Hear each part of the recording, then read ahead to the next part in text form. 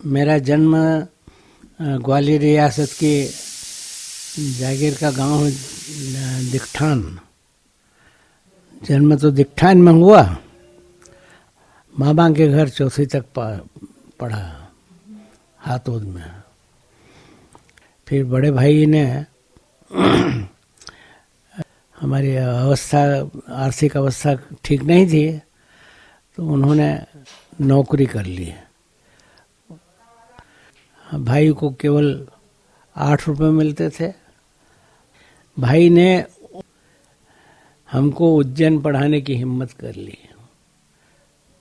तो उज्जैन में हम पढ़े। हम मैट्रिक तक गए पहुँचे, लेकिन मैट्रिक की फीस के पैसे हम जुटा नहीं पाए, तो हमने फिर पढ़ाई छोड़ दी। उसके बाद गांधी जी का वो क्विट इंडिया क्या, हाँ, तो उसमें हमने पढ़ाई भी छोड़ दी और मैंने बिल्कुल मुक्त हो गए स्कूल छोड़कर। उसके बाद वहीं उज्जैन में हमने एक मिल में भी काम किया, नजर अली मिल। शुरुआत वहाँ से की हमने, मिल के काम से। बाद में हम इंदौर आ गए। वहाँ हम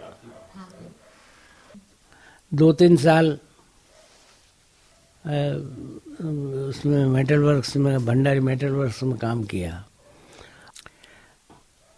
मेटल वर्क से फिर धीरे धीरे हम आए तो काशीनाथ जी त्रिवेदी से, वो हमारे रिश्ते में भी लगते थे, भाई बुआ के लड़के लगते थे। वो जेल में थे उन दिनों में, तो जेल में पत्र व्यवहार करने से सब डरते थे। तो मामा के यहाँ से पत्र व्यवहार होता था, फिर भी तो हमने पत्र व्यवहार शुरू कर दिया था जेल में ही। तो उससे हमारा परिचय बढ़ता गया।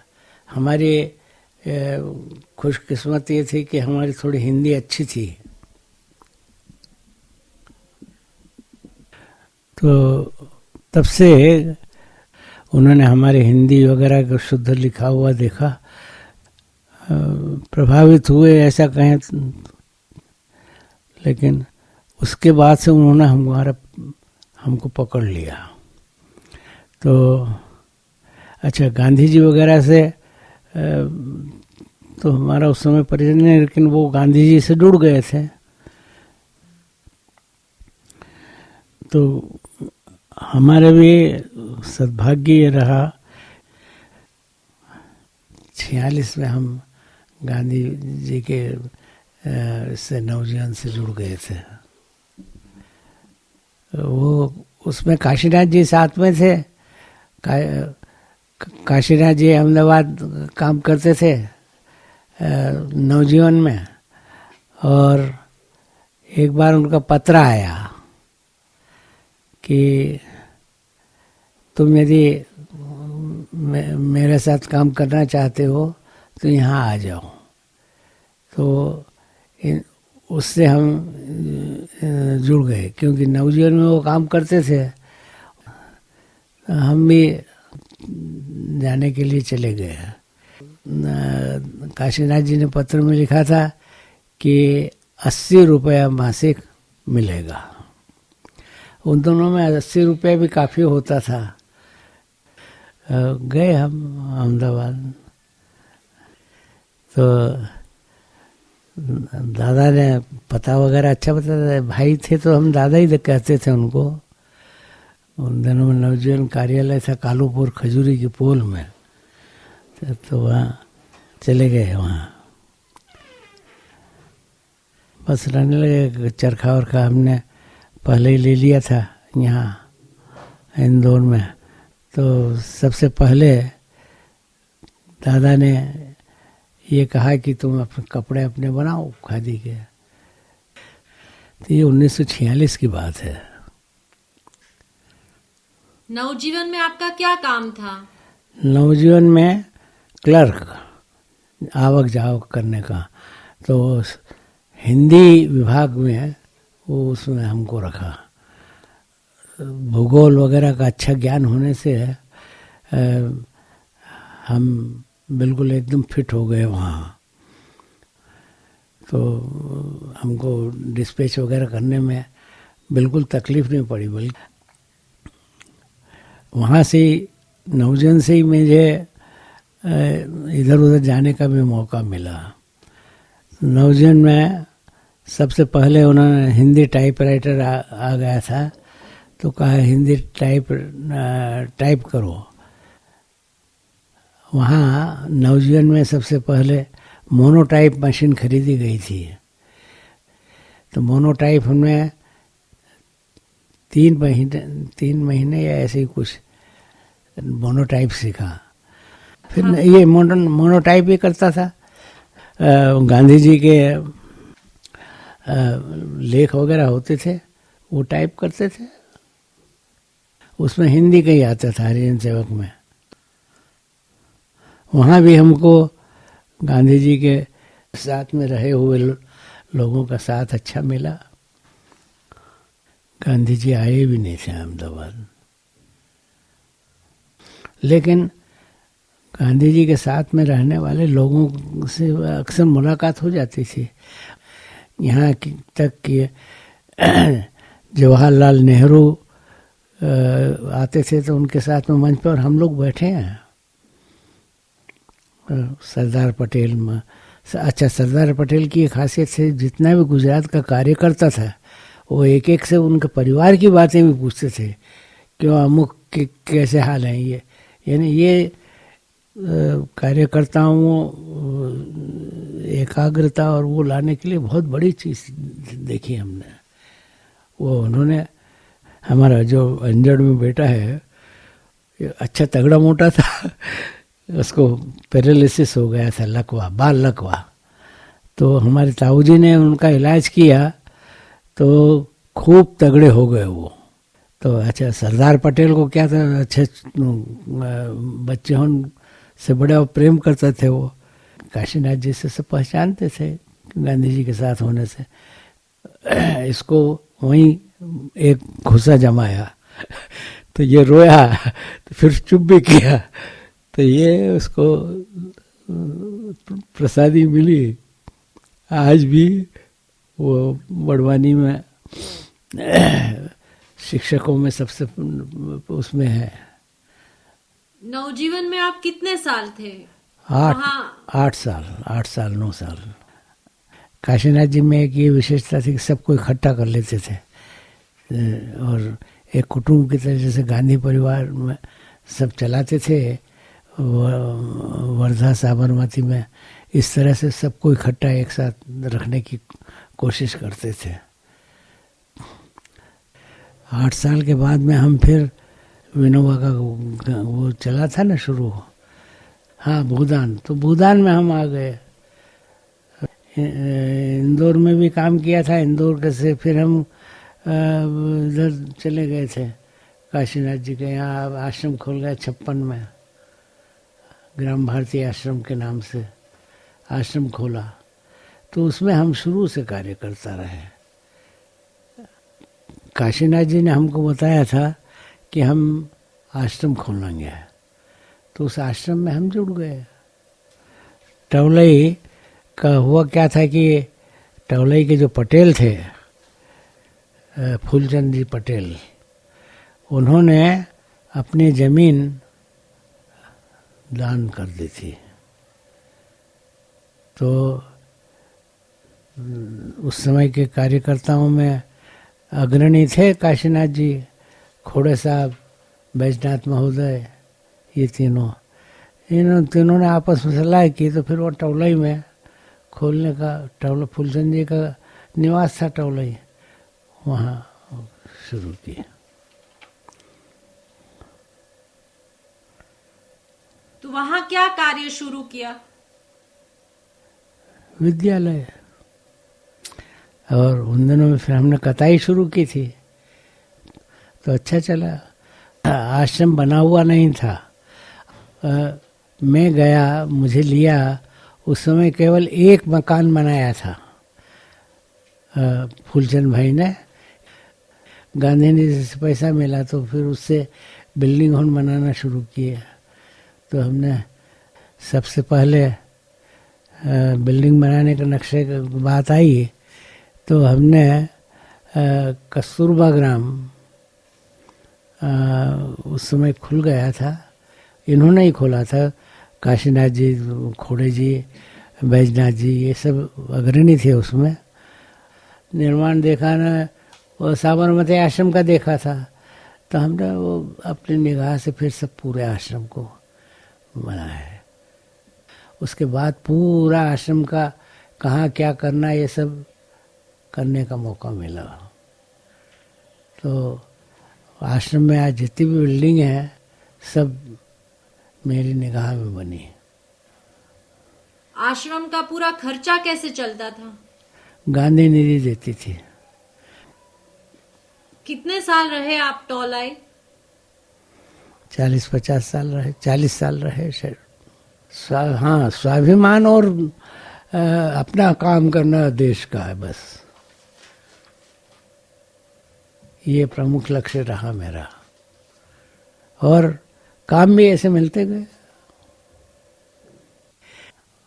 और काफी अच्छा काम किया हमने। फिर हमने एक तो क्रांति ये की कि आश्रम में वहाँ गुड़ बनाने के लिए बहुत मेहनत करना पड़ती थी सबको। ईंधन इकट्ठा करते थे ना, थप्पियाँ लगा लेते थे ईंधन की ना, फिर गुड़ बनाते थे। लेकिन सिंधेवाही भट्टी का जब वो प्रचलन हुआ तो हमने उसको अपना लिया और उससे कार्यकर्ताओं को सिंधेवाही भट्टी में कैसे काम करना ये भी बताया। तो अच्छा काम चला और आज कल सब सिंधेवाही गांव-गांव भट्टियाँ दिखती हैं, वो उसी का परिणाम है। उसमें ईंधन कब इकट्ठा करना पड़ता था। और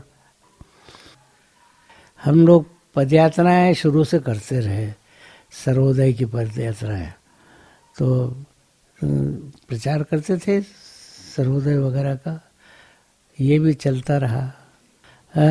नर्मदा किनारे के दोनों पट्टी के गांव हर साल सर्वोदय पक्ष तो बिल्कुल निश्चित था। पहले से कार्यक्रम बना लेते थे, उसका प्रचार प्रसार कर देते थे।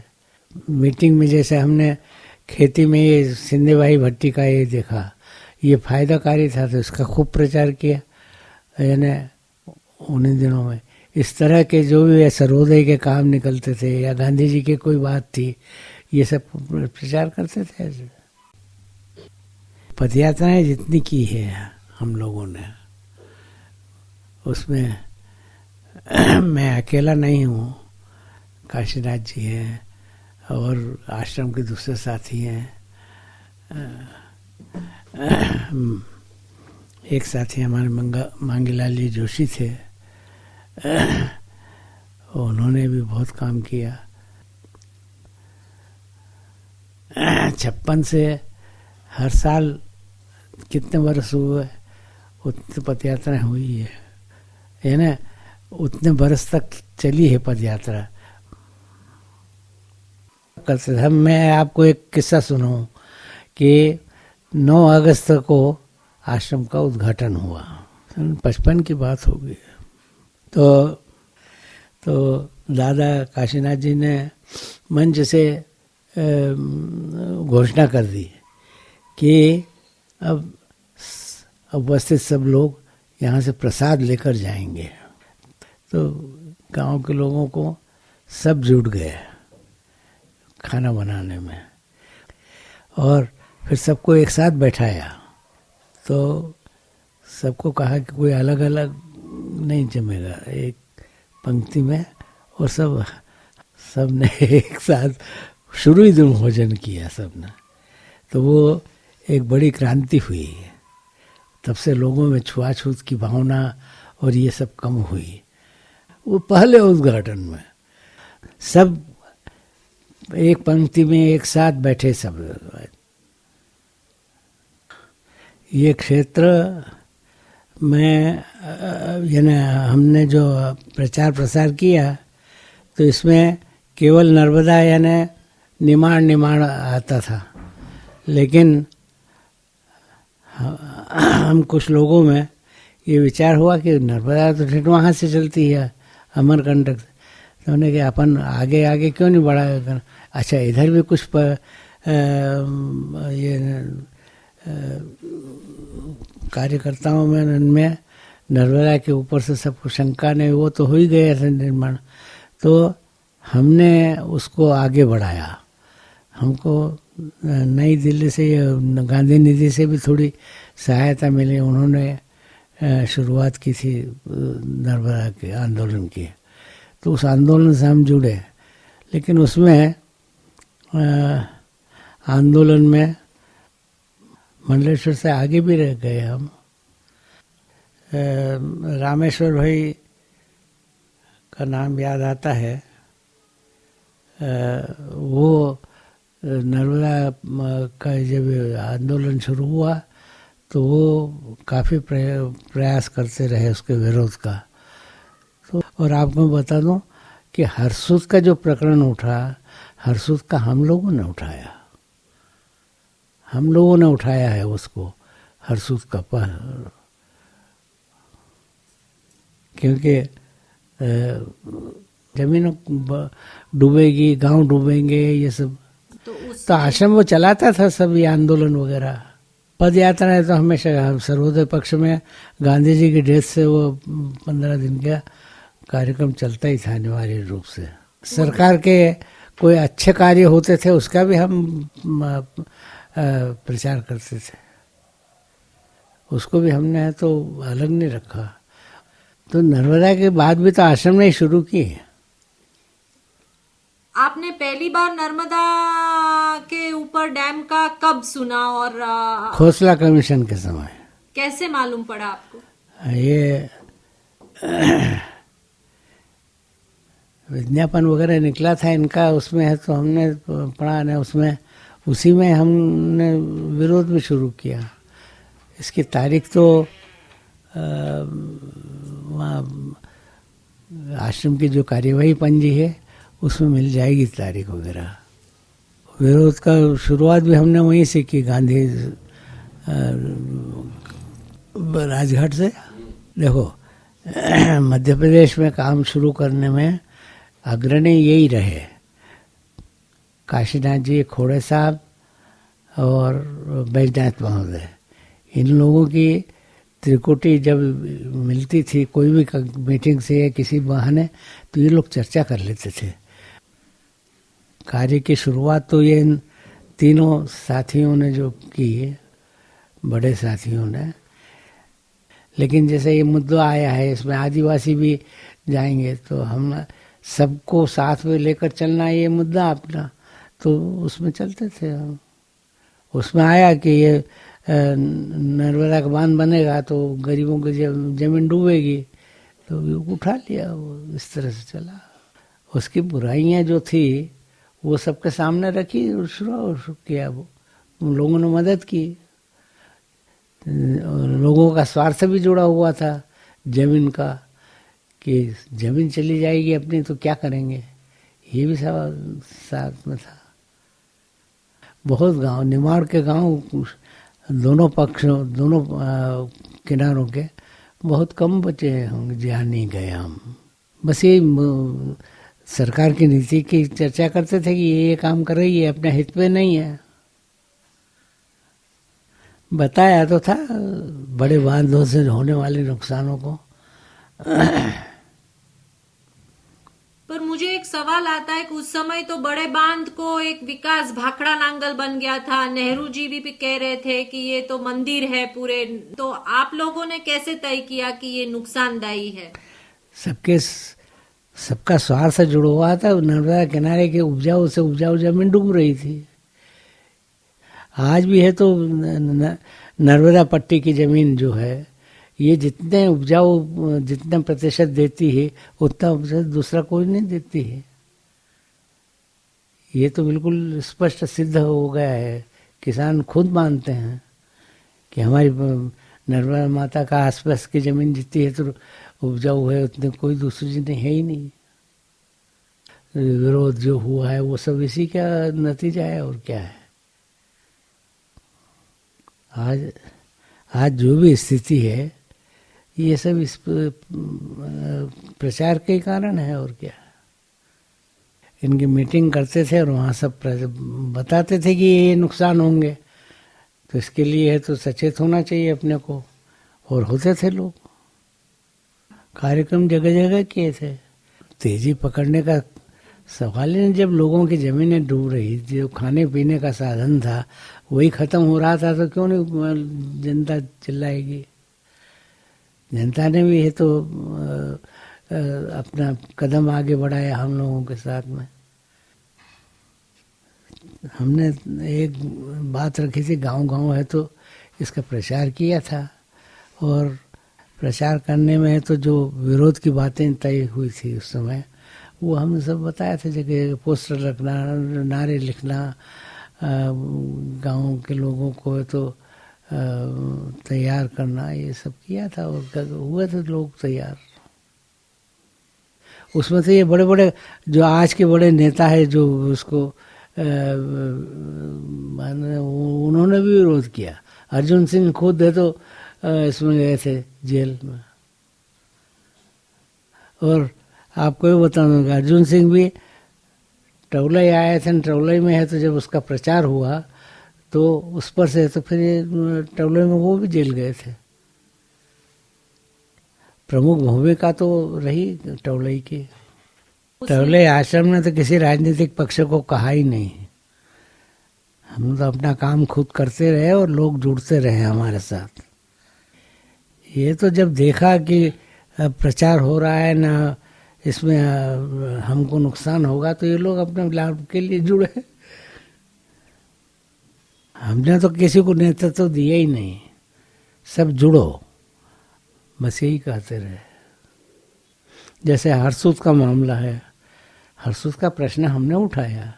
हम यहाँ काम करने वाले आपस में कहे, क्यों जी, मैंने नर्मदा तो ठेठ अमरकंटक से निकली है, तो अपन अपना आंदोलन आगे क्यों नहीं बढ़ाएं। ये विचार हमारे मन में आया। और कुछ सद्भाग्य से ऐसा हुआ कि गांधी स्मारक निधि ने ये हरिवल्लभ परीख और वगैरह इनके कारण से, इनके स्वार्थ में इनके आश्रम की जमीन जो रही थी, तो ये इन्होंने विरोध अर्जी किया जमीन वापस प्राप्त करने के लिए। और जमीन वापस प्राप्त की तो इन्होंने अंगूठा भी बता दिया नर्मदा आंदोलन को। यानी हरिवल्लभ परीख को तो जहाँ तक मेरा प्रश्न है, मैं तो कभी विश्वस्त मानता ही नहीं। अब बहुत झूठा आदमी। आश्रम की जमीन कुछ चली जा रही थी तो उसके लिए इन्होंने विरोध दर्ज किया, और वो सरकार ने, गुजरात सरकार ने मान लिया, तो वापस ये हो गया। नर्मदा का आंदोलन के जो समिति बनी थी, संघर्ष समिति, उसमें हरिवल्लभ परीख थे पहले प्रमुख। उसमें हम लोग तो थे, लेकिन ये हरिवल्लभ परीख वगैरह ये पहले है तो जुड़े थे।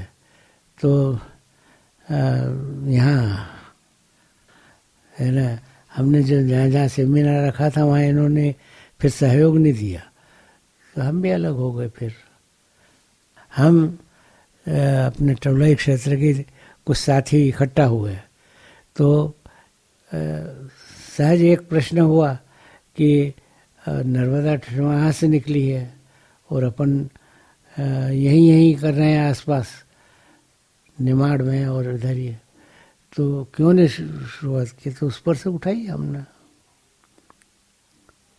हरसूद गए हम लोग। नेसरपुर का ये कर्नावट कहाँ गया, नेसरपुर के, हाँ। तो कर्नावट एक प्रमुख कार्यकर्ता थे और हम जुड़े थे उनके। फिर हमने आपस में बातचीत की कि नर्मदा तो वहाँ से निकली है तो क्यों नहीं वहाँ से शुरू करें। तो हमने फिर गए, हम हरसूद गए। हरसूद में गए, लक्ष्मी नारायण खंडेलवाल और गया प्रसाद दीवान या ऐसे ही कुछ नाम था, उन लोगों से मिले तो जाकर उन्होंने इस चीज़ को उठाई और हमको मदद की। तो वहाँ हमने फिर बड़ी रैली वगैरह सम्मेलन किया। उसमें ओम प्रकाश जी रावल ने वहाँ के जंगल को देखा तो उनकी आँखों से तो आंसू गिर पड़े कि इतने अच्छे जंगल को उजाड़ना है ये। तो उसके बाद में वहाँ सभा हुई। सभा में हरसूद में नगर पालिका के अध्यक्ष थे वो लक्ष्मी नारायण खंडेलवाल जी। तो उन्होंने मदद की। तो उन्होंने ये जब रावल जी ने को बोलने के लिए कहा गया तो रावल जी की आंखों से आंसू निकल आए। उन्होंने जो बोला तो उसके बाद में काशीनाथ जी को बोलने का कहा तो कि नहीं अब तो कहने को कुछ रहा ही नहीं करके है। तो रावल जी को भाषण को प्रमुखता दी उन्होंने कि इन्होंने वहाँ का जंगल देखा और जंगल अच्छे सागवान के बड़े बड़े वो पेड़ नष्ट हो गए,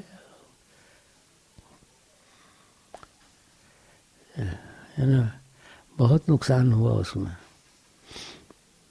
तो आपके प्रमुख काम क्या रहे उस दौरान, उस सालों में? पत्र व्यवहार, एक दूसरे से संपर्क, यही सब रहा।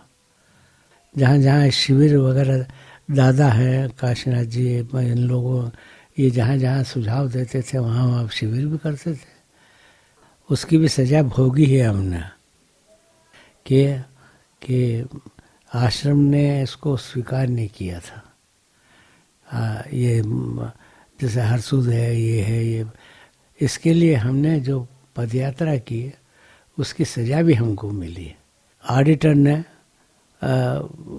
उसमें उस हिसाब को रिजेक्ट कर दिया। तो मैं बताऊँ निसरपुर में कर्नावट जी और हमको फिर चर्चा करके हमको अपने प्रवास वगैरह का खर्चा जो गांधी ने मंजूर नहीं किया वो इकट्ठा करना पड़ा, सजा भी भोगी। आश्रम ने उसको अपना काम नहीं माना। आश्रम ने क्या, गांधी निधि ने नहीं माना। वहाँ बैठे हुए लोगों को उनके गांधी का काम नहीं है या ऐसा कुछ आया होगा उनके मन में। वहाँ जो 4-6 आदमी बैठे थे उनको नहीं लगा। तो फिर आप काम कैसे चलाते थे? चलाते थे क्या, रात भर जगते थे, टाइप करते थे और संदेश भेजते थे। खर्चा लगता था, वो भी लोगों से इकट्ठा करते थे कहीं। और तेजी तो उसी में पकड़ी कि जमीन डूबेगी और हम क्या खाएंगे। ये एक ज्वलंत प्रश्न था जनता के सामने। तो जनता ने जमीन डूबने तक तो साथ दिया बराबर। आज भी कुछ ना कुछ तो चलता ही है कि कितने लोगों को अभी जमीन वो उपवास वगैरह किए लोगों ने।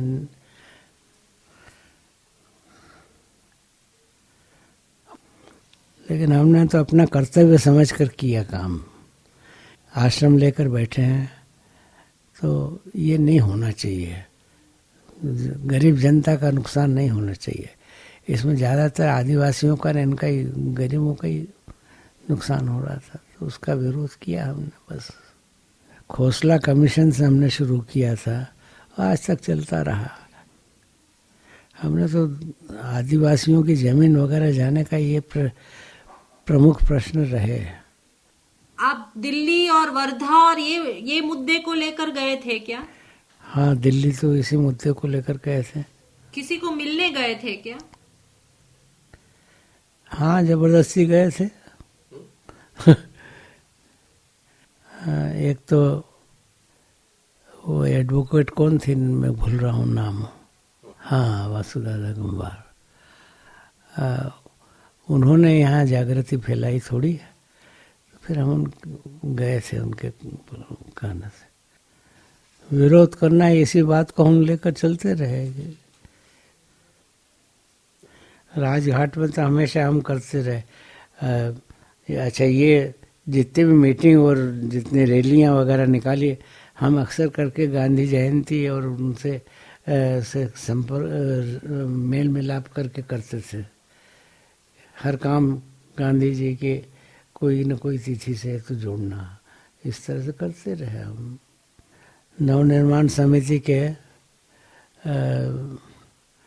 हिसाब से उसके प्रारंभिक कार्यकर्ता या कहो क्या, हम ही थे उसको चलाने वाले। काशीनाथ जी त्रिवेदी, बैजनाथ महोदय, विश्वनाथ सखाराम खोड़े, इनका मिलता रहा। ये 3 प्रमुख थे। और स्थानीय लोगों में कौन जुड़े रहे? एक तो आपने पारसमल जी का नाम बताया। पारसमल जी, अम्माराम जी मुकाती। अब इतने तो दिमाग में तो इतने हैं नाम कि अब एक डॉक्टर हैं, क्या नाम उनका, हाँ, प्रकाश यादव, साथ बराबर रहा।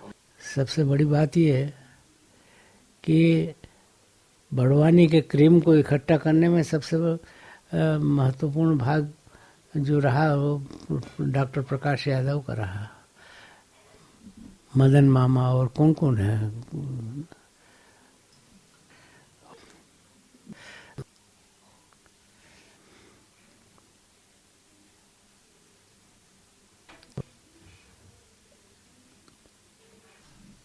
$99